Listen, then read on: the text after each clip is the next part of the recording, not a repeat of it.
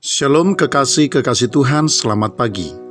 Saudaraku sekalian, di dalam Matius pasal yang ke-14 mulai dari ayat 13 sampai ayat yang ke-21, diceritakan tentang mujizat yang dilakukan oleh Tuhan Yesus, di mana Tuhan Yesus memberi makan 5.000 orang yang dihitung hanya laki-laki saja, dengan hanya 5 roti dan 2 ikan saja, dan sisanya ada 12 bakul.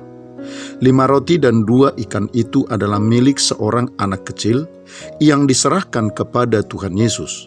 Setelah diserahkan, Tuhan Yesus pun berdoa dan memberkatinya, sehingga 5 roti dan 2 ekor ikan itu bisa memberi makan hingga 5.000 orang laki-laki saja.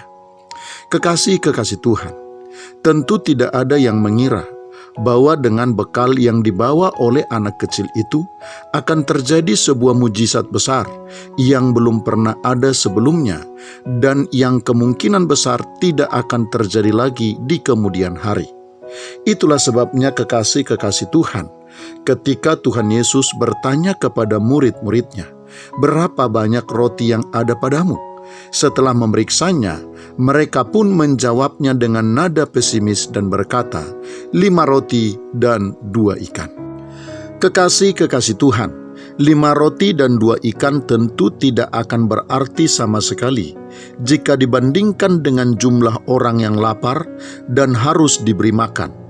Namun jika 5 roti dan 2 ikan itu ada di tangan Tuhan dan dipergunakan oleh Tuhan untuk tujuannya, maka 5 roti dan 2 ikan itu akan menjadi alat yang sangat besar untuk mengerjakan hal-hal yang sangat besar pula.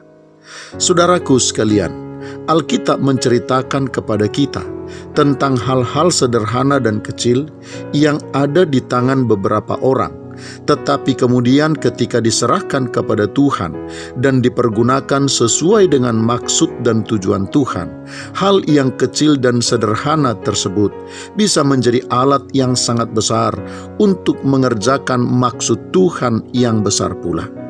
Beberapa contoh tentang hal itu, kekasih-kekasih Tuhan, bisa kita sebutkan sebagaimana dituliskan dalam Alkitab, seperti tongkat kecil di tangan Musa yang oleh karena kehendak dan maksud Tuhan bisa membelah laut Kolsom yang luas dan dalam itu, sehingga umat Tuhan bisa berjalan di dalamnya dan melewatinya dengan selamat. Demikian juga dengan batu kecil yang ada di tangan Daud yang kemudian diumbankannya kepada Goliat, mampu meruntuhkan dan merobohkan Goliat yang tinggi besar itu. Kekasih-kekasih Tuhan, untuk mengerjakan hal-hal besar, tidak selalu kita harus memiliki alat yang besar pula. Hal-hal kecil yang ada di tangan kita hari ini bisa mengerjakan hal-hal besar jika kita mempergunakannya sesuai dengan maksud dan tujuan Tuhan. Selamat pagi, Tuhan Yesus memberkati. Shalom.